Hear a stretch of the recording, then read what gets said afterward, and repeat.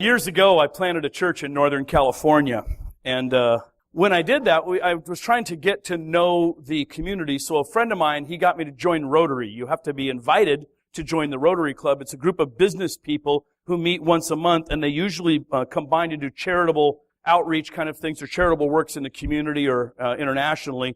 And so I decided I'm going to join the Rotary Club because you'll meet all these executives and business people and all that kind of thing. And one of the things that this Rotary Club did is you had to periodically, they would pick someone to come and speak about what is your business like, what it is you do, how do you do it, what are the pitfalls of your business, how do you approach your industry, and what are some of the things that you would forewarn other people or that you would encourage other people if they would get into your industry. And I had never before thought of church from the business side, right? I mean, I also saw church from the spiritual, relational side. And I had to think through, if you're going to pitch church as a business to business people, what would you actually say it is we do? And so I had to think through that a little bit and kind of over time had to think through how it would be said. And it might have gone something like this. It's like, well, hello, my name is Rob. I'm a church planter. Here's what we do in the industry of church. Churches try to take care of the spiritual, emotional, and relational needs of adults and their families.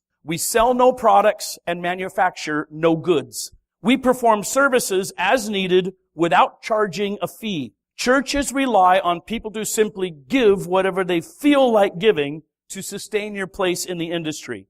At that time in our area of California, a small church of a few hundred people required almost $500,000 to run. Here in this location in Spokane, with this building that we own free and clear, it still costs about $160,000 a year to run our small operation. That's very small in a nonprofit industry. The money for all the expenses for churches has traditionally been collected only once a week in 2 to 3 minute time span. Modern technology has increased this time span through the use of online giving. If you were to lead a church, note that your clientele will be looking for a person with great public speaking skills coupled with high entertainment value. It helps if the communicator has an authenticity that makes people believe they really do know God and His Word if they're willing to voluntarily stay at your church and give whatever they feel like giving. In addition to the motivational and inspirational speaker, a prerequisite for all churches is a top-notch live music program with several musicians who are available to play each week. You can attempt to conduct services with one lone musician, but the data indicates you most likely will never be able to collect enough clients to sustain the business. Aside from the great public speaking and a weekly musical program, your church will need to have teaching curriculum available for all ages, including a wide selection for adults. This selection should cover theology, psychology, marriage and relationship counseling, anthropology, as well as sociology from a theological perspective. Part of the curriculum should require lab activities with the poor, the underprivileged, the mentally or physically challenged. A foreign overseas educational program and community building work is also often required and essential. Your church is also going to need volunteer leaders with excellent business skills in management and accounting if you do not have those qualities yourself. Frequently, you will need to know how to negotiate real estate deals or work with City Hall on the planning department. It will help immensely if your church has a therapy department available for free, private, or group counseling. Your church will need to plan and host several high entertainment social events throughout the year, along with all of the above tasks. And you'll have to do this with people who give you whatever they feel like giving you.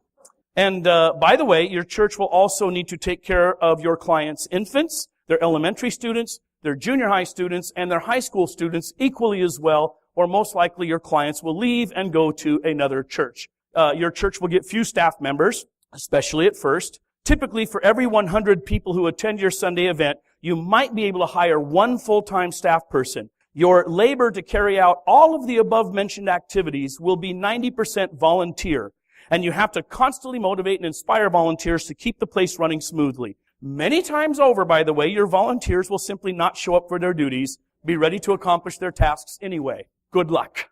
You know, when you ever think of church as a business, you start to go back, you know, it really, from the business side, that's a stupid industry.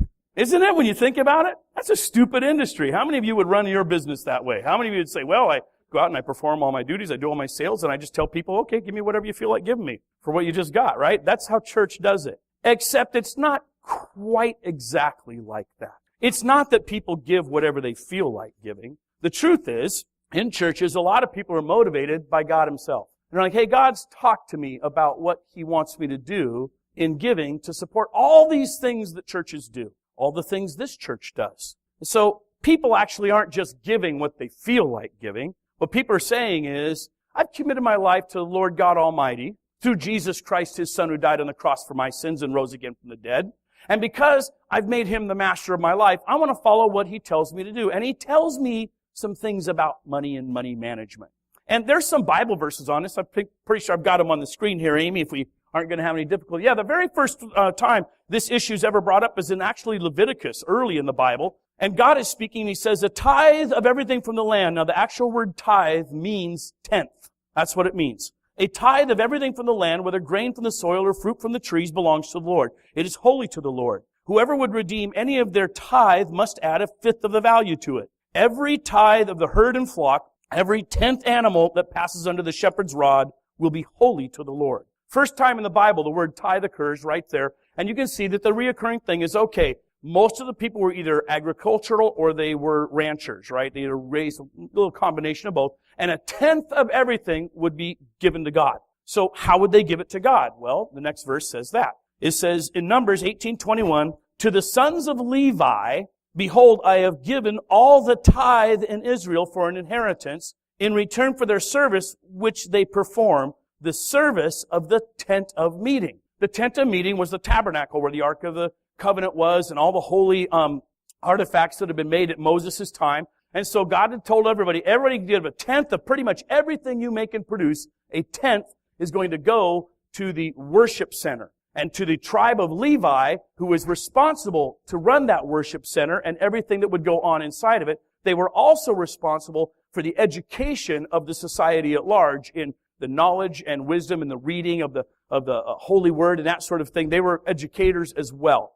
So the tithe was collected from everybody, and it went to the tribe of Levi, who actually ran the tabernacle. And then the next verse, Numbers 18:26, says, speak to the Levites and say to them, when you receive from the Israelites the tithe I give you as your inheritance, you must present a tenth of that tithe as the Lord's offering. So once the Levites received a tithe, they too had the tithe as well. And then it was collected at a central location there. And the central location, Deuteronomy 12:1 says, then to the place the Lord your God will choose as a dwelling for His name, there you are to bring everything I command you. And here's it's interesting because there's more than just the tithe. Your burnt offerings, and those would be like the best ram of your goat herd or your sheep herd that you had, the big bull, the best of your cows. You would bring that and you would have to offer it to God.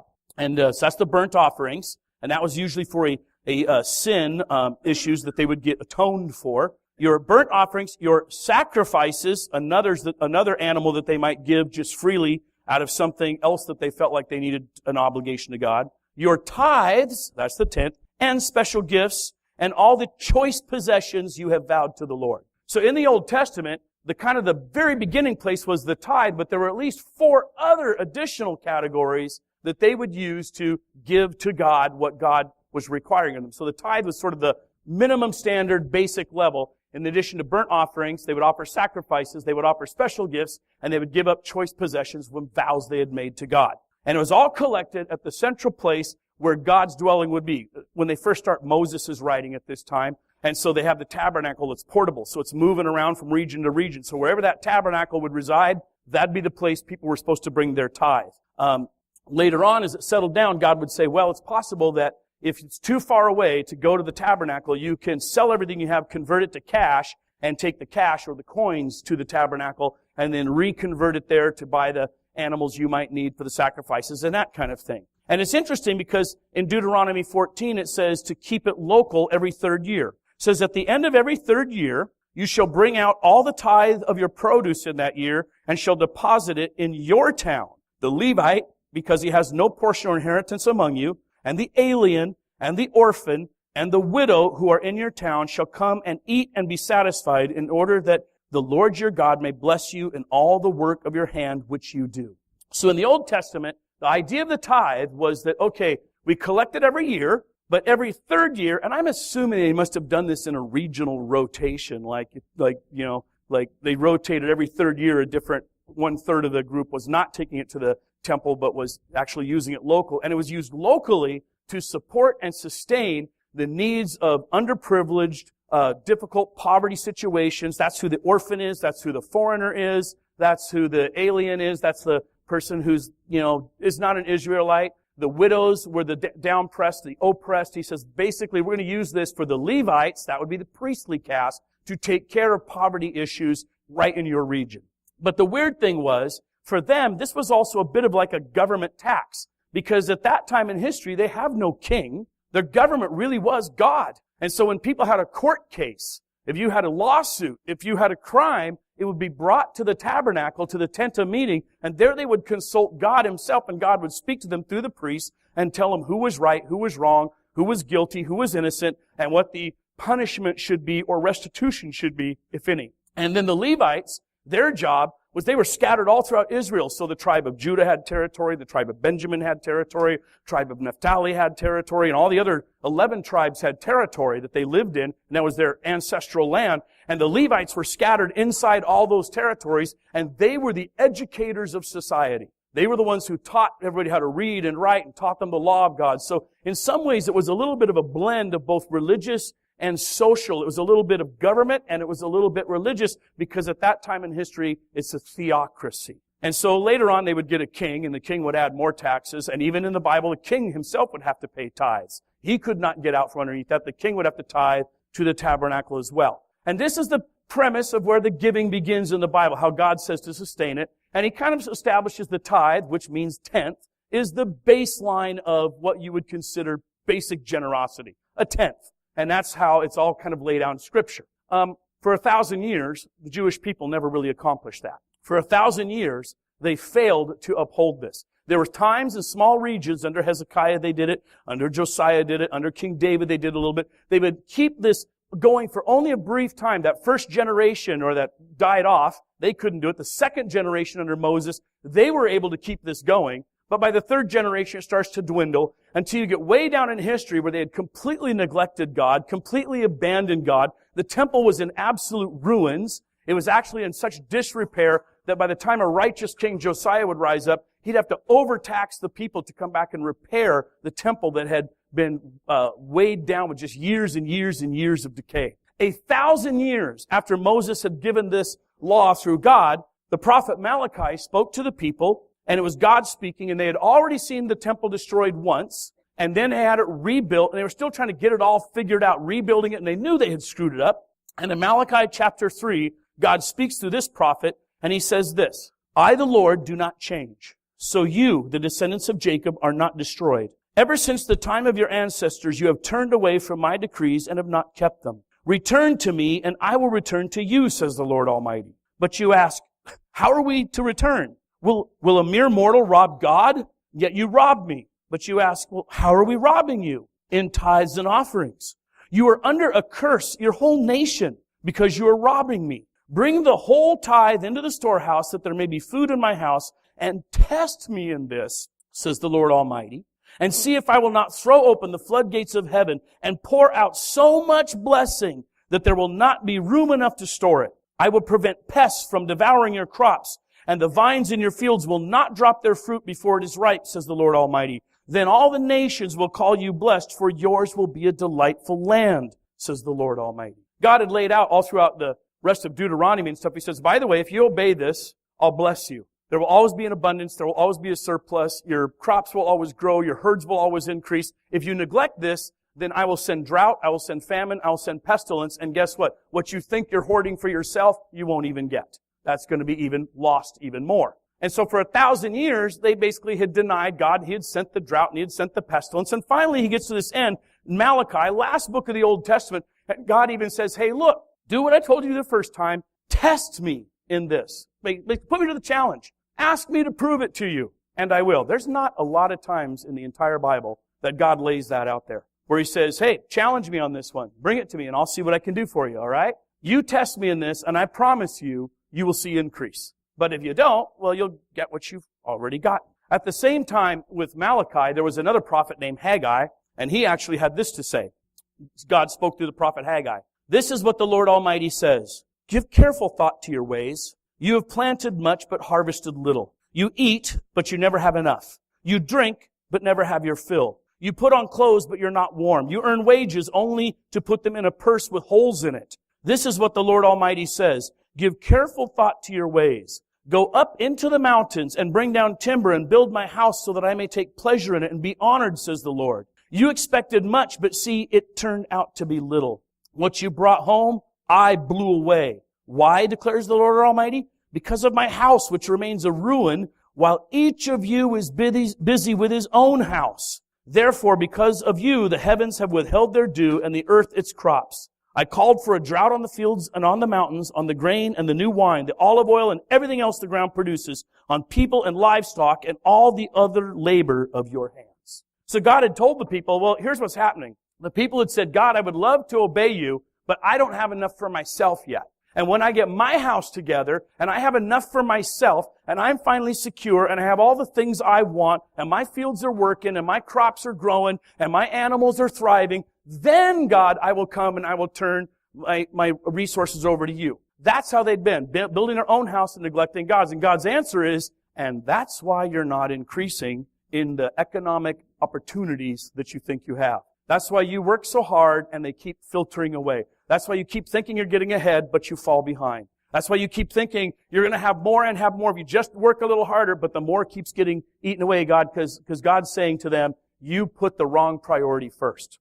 Back to Malachi, he's saying, test me in this. Put this priority first. Put this house in order first, his house, and then we'll see how you get blessed. That's what he's saying. So Old Testament, and I question this. My big thing is, well, that's under the Old Testament theocracy with the temple and all that. What about us? Modern times, Christianity, not really fully under the law of God there. Are we supposed to do this too? Does all this stuff apply to us? And I could only look at a few things, a couple examples. One would be Matthew 23:23, where Jesus was speaking to the Pharisees.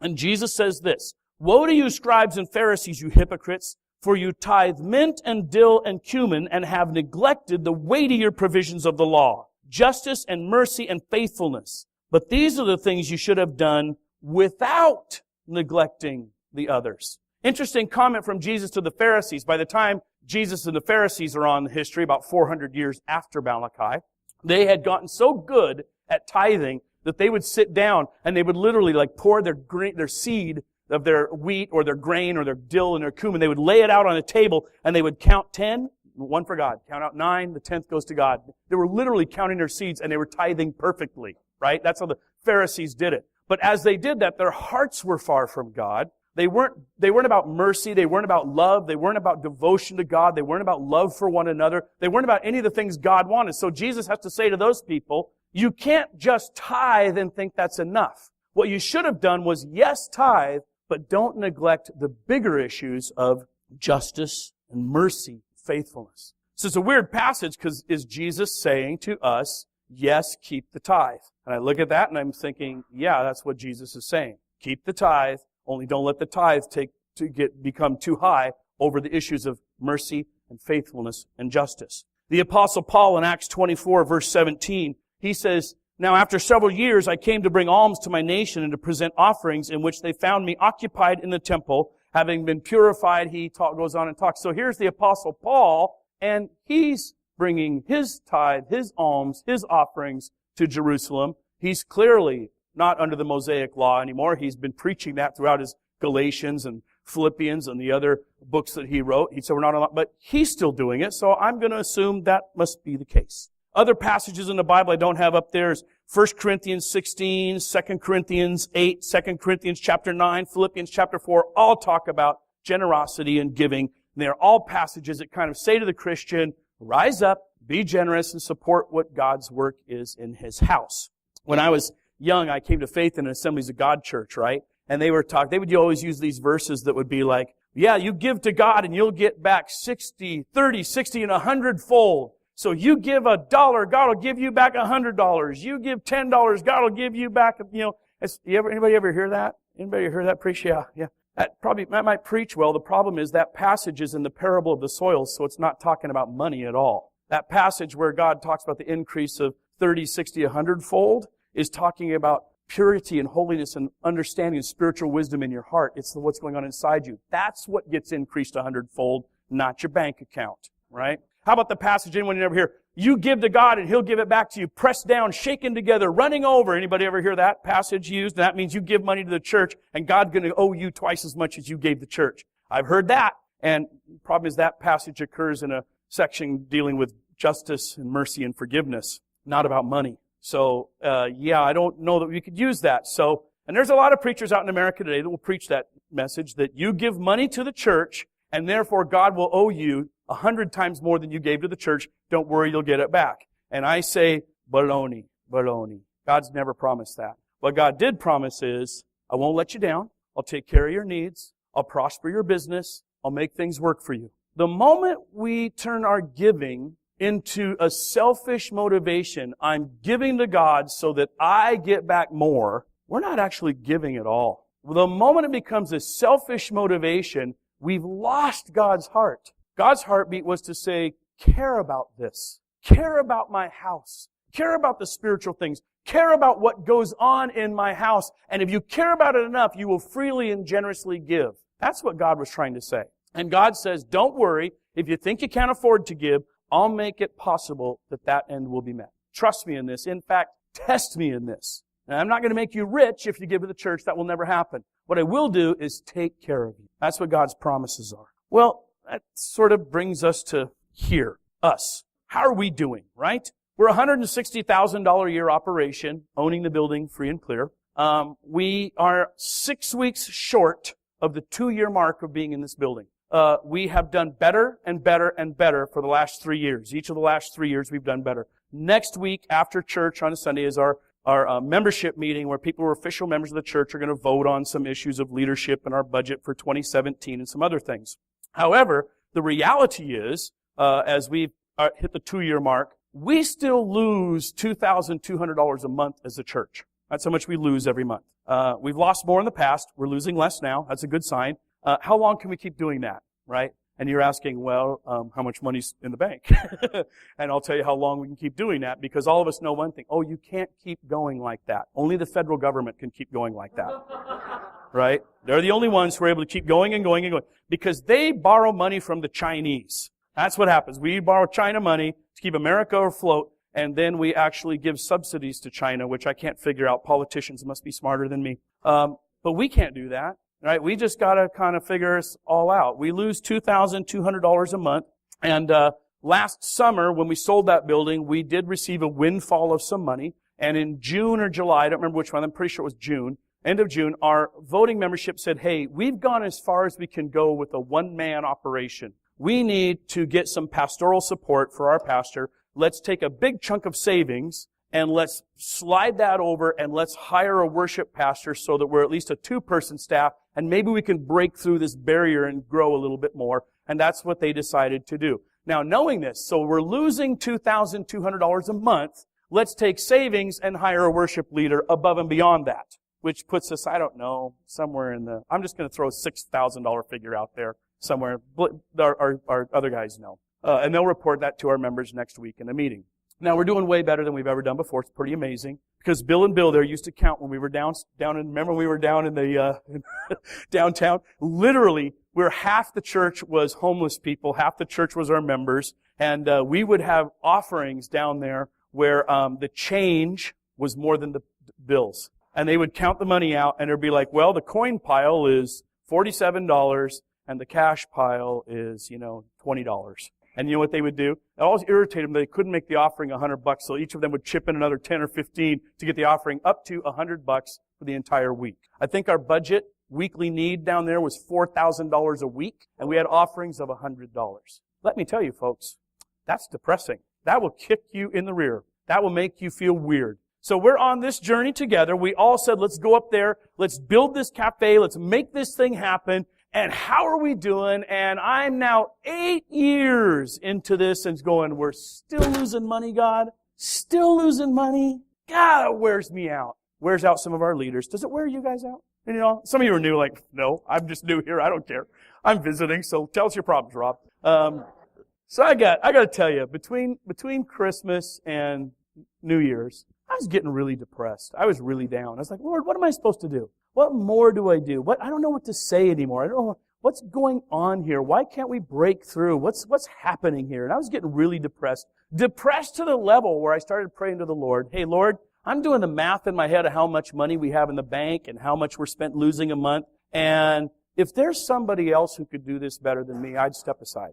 So I been thinking about that, praying about that. I was sitting there in the week between Christmas and New Year's, and I was going, Lord, I was saying, Lord, what are we doing in December of 2016? What activities, what groups, what stuff are we doing that we were not doing in December of 2015? And I took sort of that photograph, that take a snapshot of the moment, and all I could think of was, well, we sell grilled cheese sandwiches now. We didn't do that last year in our cafe. And Jim's got his men's group going. And I got really depressed. And I said, is that it? I mean, we went through a year of hardship. It was really hard. Actually, I got to tell you that we spent the first 5 months not knowing if this building was going to get repossessed.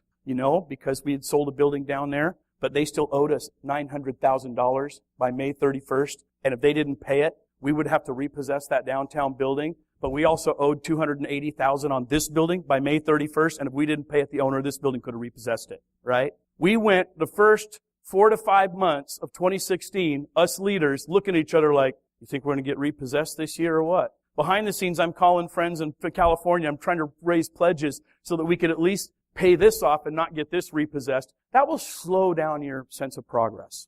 In the end, our denomination in Chicago stepped in, and because they couldn't get a loan to pay that $900,000. Redemption Church couldn't do it. And so in the end, what happened is our denomination stepped in and loaned us $900,000, and we gave that loan to Redemption Church downtown, and then they paid us back the $900,000 they owed us at 6% interest, and then we paid back the $180,000 we were in debt to the denomination, and we paid off this building for $280,000, and we put $100,000 in the bank to cover that loan down there in case it goes bad, and over the next 3 years, if they default, we got to repossess the building. We got that covered, and then we sold the loan to our conference office over in Seattle, so they are dealing with the 6% interest and all that, and we're out from underneath it all. Right? That's what we did.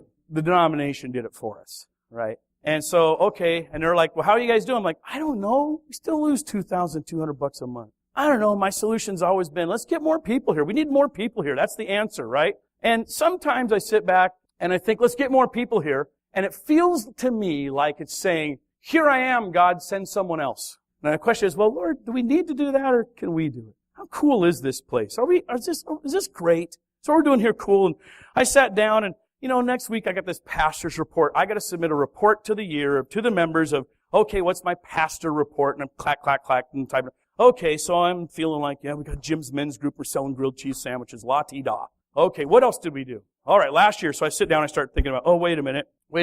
I did teach the Connecting to Christ class. I did several versions of that. And I think Amy's, I did that. A basic believers class. It was tons of fun. I doodle on a board and stuff. How many have been to that class? Yeah, lots of doodling and stuff. I know Mary Lou and Eddie were in it, and they don't see so well. What with the, and I'm like, hey, I gotta describe as I wrote. We had fun though, didn't we? Eddie, Mary Lou, that was a great class. And then I taught several versions of that. I also taught Connecting to the Covenant, our membership class several times, and a bunch of people went through that. How many people went through that last year? Okay, a bunch of you did. And then I taught Connecting to Your Calling, and that was a spiritual, wait for me, Amy, you are too excited. You were too excited. And then I taught Connecting to Your Calling, which is a spiritual gifts class that was so cool. Taught you how has God wired you up and what does He want you to do for His kingdom. And that led to teaching The Path, an 8-week series on finding a personal life mission statement. And we went through that. That was so cool, except that our church secretary realized she wasn't fulfilling her personal life mission that God had wired her for, so she quit and moved to Hawaii. Thank you, Jesus. Right? And other people, though, in that class. So that was great. And I taught that class. That was pretty cool. That really changed some lives. And then, now give me the next one, Amy. And then, Rhonda did the IMN class. She's not here today, but she did that class on dealing with persecution. How many went part of that? How many did that? Oh, yeah, that was good, wasn't it? Rhonda did that class. And then that made me think about Rhonda. And I'm like, Rhonda also did. Yeah, she did the Beth Moore simulcast. And I think, Sarah, you helped her with that. Bunch of women came here for that. And then on top of that, you guys also, Sarah and Rhonda also did that Inspire Bible Tour. Remember, that was really cool. The whole journaling thing that was done here. And 40, 50 ladies learning to craft study the Bible. That was a really cool thing. And then we also did, the women's Bible study that Shelley did and Alyssa Tucker. You guys, remember you did that Bible study. And man, that was challenging. And women really got bonded in that whole thing. And then Shelley had to go and get pregnant and ruin it all. We'll blame August for that, won't we?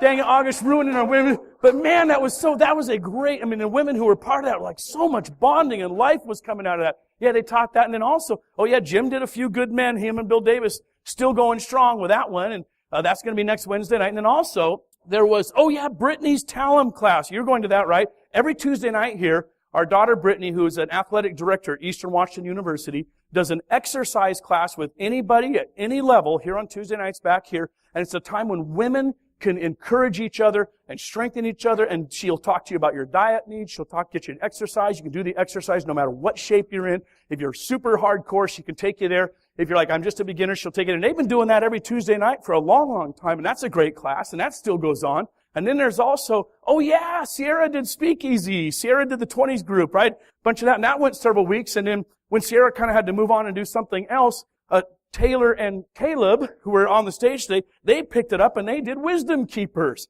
And they ran that for a while, where they would take people in their 20s and they would meet with people who were in their 50s or something and super established and Whitworth professors and other people, and they would say, share your wisdom with us. Tell us what you wish someone would have told you when you were in your 20s. And that was cool, right? That was a neat thing. And then what else happened?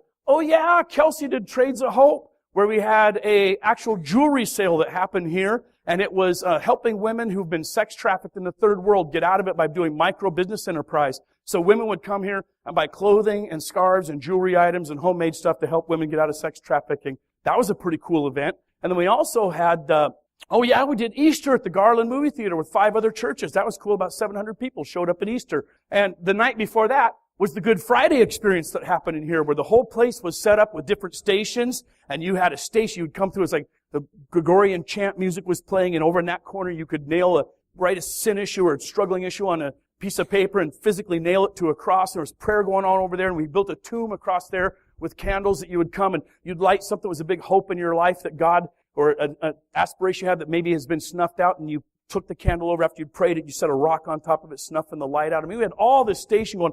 People left crying, and people who were at the station in the back, when you walked out, you got your hand stamped with a "It is finished" thing. Oh man, that Good Friday experience was cool. We'll do that again this year. That was great. And then we had, 3rd of July, we had a picnic with 3 other churches over in the park over there on the 3rd of July. That was a ton of fun, playing softball and things like that. And that also led to, cookies and cocoa. Aaron, you did cookies and cocoa this year. That's right. So you had a shopping day on Black Friday. Bring your kids down. We'll watch your kids while you go shopping. That was really a neat thing. And then we had Kelsey doing the Grinch movie night. The big Grinch movie night that happened here was a costume night. You should have seen Asia and Phil. Where are you guys, Asia and Phil? Right back over there. You should have seen Asia's hair, man. It was so stellar, Dr. Seuss. It was incredible. And we had about 50, 60 people here. Half the crowd I'd never seen in our church before. Phenomenal outreach event, just having a ton of fun. And we had the Grinch movie night. And then we also did dodgeball tournament. We had about 5 churches get together and have a dodgeball tournament. Who played in the dodgeball games? We had several people coming in. Not as many. Our church was poorly represented in dodgeball.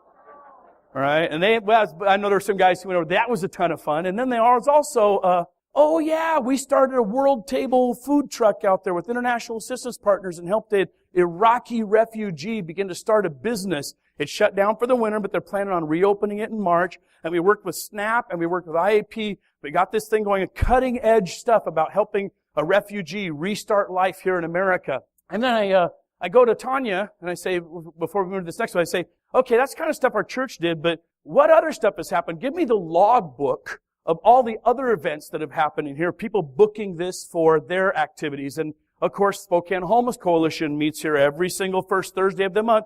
And the mayor was here speaking about what's going on with poverty in Spokane. And Ben Stuckert was here, and chair of the city council, and Providence Healthcare, and Salvation Army, and all the top leaders of all of these organizations who work with poverty culture. They meet here in this room once a month, and it's literally standing room only from wall to glass. And they talk about issues with poverty, and that goes on all the time. Yeah, we did that for 12 months. And we also did, that's right, the Spokane Fatherhood Initiative, the Greater Association of Spokane Evangelicals. They met back in room 2 every Thursday. Yeah, for weeks and weeks at a time. Then they launched this Fatherhood Initiative, which is still going strong in Spokane. That's about 20 pastors who are kind of sponsoring that one, making that happen. Still, you'll hear more about that in 2017. And then we had, we had open mic night. That was a ton of fun with Michael Bethely, African-American jazz band playing up here. And Bethely's this great spoken word hip-hop artist. And it was open mics. We had those going. Only place I've ever been in Spokane where half the crowd's black and half the crowd's white. It was super cool, ton of fun. Martin Luther King Day was inspiring. It was fantastic. And we pulled the plug on that because ASCAP wanted us to pay $1,300 in royalties in case we ever sang one of their songs accidentally, right? So we would have brought that back in a heartbeat, but we couldn't really afford the $1,300. But Michael Bethley and I are still talking.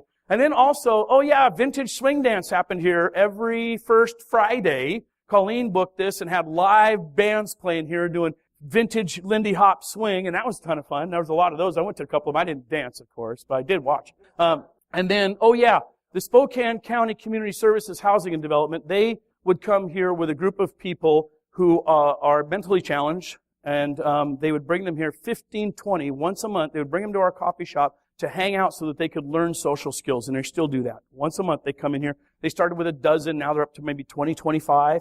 They would come here, and so that still happens once a month in our coffee shop. They outside people use this coffee shop because it's easy access, easy parking, and they're socializing people that otherwise could not. They're trapped in little apartments trying to figure out how to live now as mentally challenged people in their adult worlds. And then there's also the International Assistance Program. The guys who helped us with the food truck, they hold their business meetings here all the time. They're meeting in our coffee shop and holding business meetings. And what else? We have, the Garland Business District. They hold their meetings in our coffee shop. They say, thank God you guys built the coffee shop there. That's the best thing that ever happened to the neighborhood. So the entire business district meets here and discusses how to improve the district, as well as when they plan that big 10,000 member festival in August. All that planning happens here. And in addition to them, the North Hill Neighborhood Council meets here once a month. That's the council from the Bluff all the way to Francis, from Division all the way to Ash. That's one neighborhood. In the political structure, if you want anything done, if you want sidewalks fixed, if you want streetlights put, if you want anything to make it up to city council level, you have to run it through your neighborhood council. And in this region, the neighborhood for this entire area meets right here, second Thursday of every month. And they've been meeting here since we built the coffee shop. They're like, oh, thank God we have a place we can meet now that's cool. And then, women empowering women. There's a group of business women who are executives, top level in their fields, and they come once a month. They sit at that table right there, about 50, there's 12 of them. Last time I was here, there was like 20 of them. They took that, and they sit and they talk about what it's like in their worlds as executive businesswomen and what challenges they face and how they're overcoming obstacles and that kind of thing. And they love our coffee shop, and they come for that. And neat ladies to meet. Young Life, they held their training here. So they had a regional training for everybody in this whole area, and they booked us for a special event for that. Plus, they launched a Young Life program for Spokane Falls, where they could have, instead of just being high school students, college students, and they met in room 3-4 doing that. They did that evening, and then Rogers High School staff trained here, and Shadle Park had a girl who did Bible studies here with Shadle Park High School girls because they all loved our coffee shop. So Young Life was using us, and then we had, I Did the Time. There's a group that comes in every Wednesday of former felons, most of them Christians, trying to integrate back into life. Major shakers and movers in the political spectrum going on right now, trying to get the ban the box movement, where right now on job applications you have to check a box saying you were a felon. So they get screened out long before they ever make it to the interview. And all they want to do is say, ban that so that we can move that further up in the interview process. Not saying employers can't ask, but just give us a chance to even interview. And some of those people are super cool. I mean, they're fun to hang out with. And so they meet here, right here on this, when we got the couches and the chairs up here. They're here every Wednesday. They're a ton of fun. And then there's, Angel Wilson booked us for a Glorify prophetic worship first Saturdays. He's done a bunch of different ones here. And there's about 12 churches who engage in that. And it's not quite my style of worship. I mean, they do the banners and the hoops and the dancing and the stuff like that, which is cool for them. And they book us to do that. And they do a lot of prophetic worship stuff here. They love our coffee shop for that place. And then there's also Center for Independent Living, a bunch of guys in wheelchairs who have told us that they can't go to coffee shops in groups because they're in wheelchairs, and no coffee shops can meet their needs. Usually a coffee shop has one wheelchair place. So if 4 to 6 guys show up in wheelchairs, there's nowhere for them to meet, but they love this place. And they say this place works, and there's a lot of things they've told us about the size of our aisle, or hallway, to our bathrooms, access to it, to the fact that our coffee counter is actually lower than any other coffee counter in town, so it's easier for people in wheelchairs to order. They've used us as a template, used us in their brochures, and said, if this is how it should be when we build stuff in town to help people who are trapped in wheelchairs. They've been meeting at that table for every week for Tuesdays. Their group got so big, though, that we had to move them back to room 2. Now they rent a room back there to do a Bible study once a week. They've been doing that for over a year. And then there's also, a health makers, a health market guy came in here and rented back their room too and got a bunch of health insurance people together and talked about how to help people in poverty negotiate the Affordable Care Act and get health insurance. And they did that training for weeks and weeks and weeks back in the corner there. And then there was, the Ark of Spokane, also dealing with severely mentally and physically challenged people. They bring their people up here once a month, sometimes twice a month, to mix and mingle and gain social skills and hang out in our coffee shop. And they love it here for the same reasons that everybody else does. Easy access, easy to get around. So those people are being challenged and their lives are growing from that. And then there's also, Union Gospel Mission booked us for a training event for their staff. So they like us and support us. And we've hired some of their people in the coffee shop. They've eventually moved on to bigger jobs, which is what we wanted them to do. And so we partner with Union Gospel. And then there's, Walk, Bike, Bus. They also wanted us to be a distribution place. They held several meetings back here in room 3-4 and used us as a distribution center to encourage that for the community. And then there was also, the crafts, the creation stamp class. And they held a group back here for a while. And then in addition, there was, there's probably 8 Bible studies that go on here every week. Not people from our church, mind you. Other churches come here and do their men's and their women's Bible studies here. And then there's 4 baby showers, 2 to 4 baby showers we did this last year, that we got booked for baby showers. And then there was also, the Women Who Survived Cancer support group right there. They come, they throw a tablecloth. Usually it's this table right here. They throw a tablecloth over it. They set up mahjong, and they play mahjong, drink their coffee, and support each other through their cancer surviving struggle. And then there was also 5 other pastors in the area who use this house to do their sermon preparation. They sit here with Bibles, sermon prepping, or doing their pastoral counseling with people. You're a pretty cool church. Let me tell you.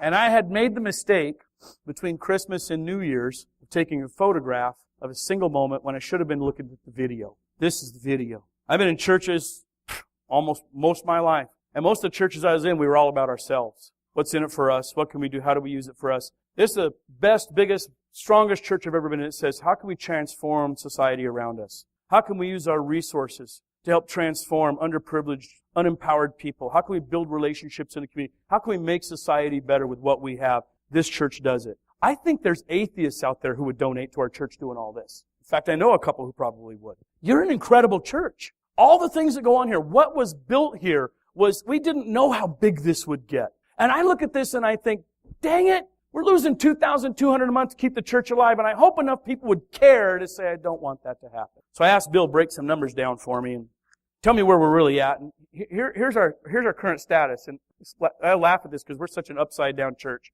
Our average attendance is 91 teens and adults. This room, 91. Doesn't count the kids back there. Last year, that was now it was never like, 97 and 94. It was more like 72, 105, all over the map. But the average was 91, not including elementary or toddlers. And the accounting people, I don't know anybody's name, and I don't want to know ever anybody's name who gives or what they give. But they say there are 77 last names of people who are known who support this church financially. Wait, 77 last names, that means a bunch of those are married couples. So probably 120 people financially support this church. In other words, more people financially support this church than attend it. If you've been in church for a long time, or at any time, that's upside down. I'll tell you, I've been in church my whole life. I can tell you how it is. Usually if you have a church of 100, you can find 30 names that give. So we actually have more people who give than attend. And it is true because we know for a fact, evidently, there's some outside people who donate to our church on a regular basis,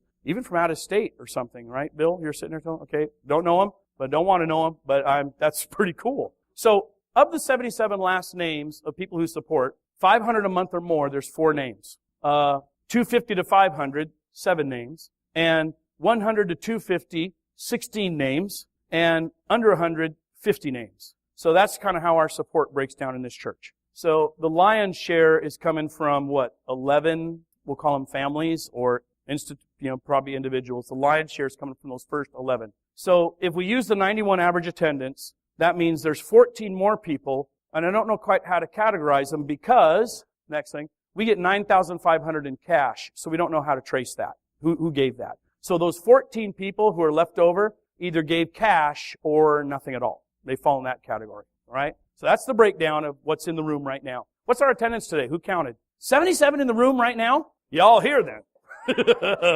Okay, so what? Oh, we kicked in. Okay.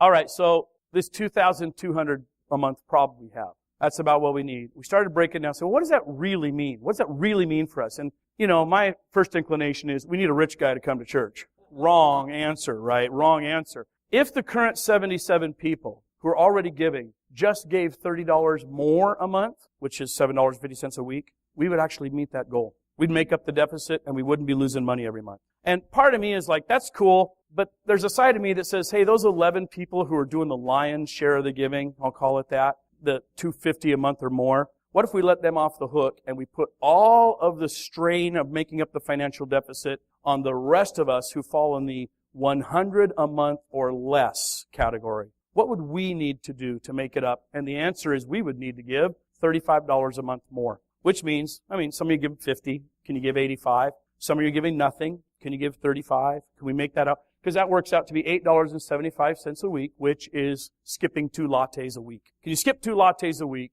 and say, I think all the stuff my church is doing is better than 2 lattes? Can you say that maybe I just don't eat out and one night a week I'm going out and maybe I'm fine dining too much and I need to skip one of those meals? And, we're talking $35 a month from about 50 people would tip the scales for us and we would no longer be losing money. Because you know what? Really, really cool stuff happens here. And what I'd love is a church that said, I care about that. And I'm not giving so that God's going to owe me 100 times more. I give to the church because what I believe in is all the things that happen there are fantastic. And I want to be a part of that fantastic work God's doing. And He's doing it spiritually and He's doing it socially. He's transforming Spokane from this church. And at the rate we're going, if we just continue as is, our church will disappear in a year. Because we can't sustain losing $2,200 a month for maybe about a year. So, yes, it's a plea to say to you, would you care enough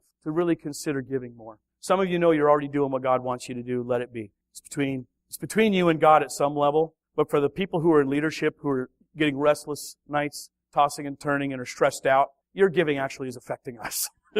That's true. I got to tell you. And I'd love to see where you would say, I love this church, and I love it enough to give to it sacrificially. I love this. All the things this church does are worth supporting, even if I'm not a direct participant in it. And I'd rather talk about hell than talk about money. I've resisted talking this for a long, long time. But I want you to look at the fact that, my end goal for a long time, I says, we need to grow, we need to grow, we need to grow. And as these figures broke down, and I thought about it, I felt God was saying very strongly, no, you don't. Who you are as a group now needs to be faithful to what I've given you before you're ready to advance to the next thing. Does that make sense? Is the means to sustain and support the church as it is right now already here? And the answer is yes, it is. We just need to do it. And I sense strongly God saying, I won't give you the next level of growth. I won't give you the next level of challenge until the group that's already participating says, we will own it and we will carry our share of the load.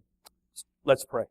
Lord, I want to lay all of this at your feet and say to the people listening in this room, it's kind of between them and you. You're laying a challenge in their heart. And what I want, Lord, is never, never, never a sense of, hey, out of a sense of guilt, why don't you give to us? I hate that. What I want to say, Lord, and I hope that through the power of your Spirit you would hear that, God, this is so fantastic. You should want to give to it. You should care enough to say, that is something I would give money to. It's so good. So, Lord, help us care. Help us care more about each other, about this place, about all that you're doing in this place. Let us be faithful in this moment so that you may find us faithful in the next moment. And Lord, let this not, whatever our decisions are going on inside of us, let it not be a trite decision that we forget and just wipe away in a few weeks, but something we commit to. And we stay the course with our commitment. And then, Lord, we're going to ask you, because you said test us in this.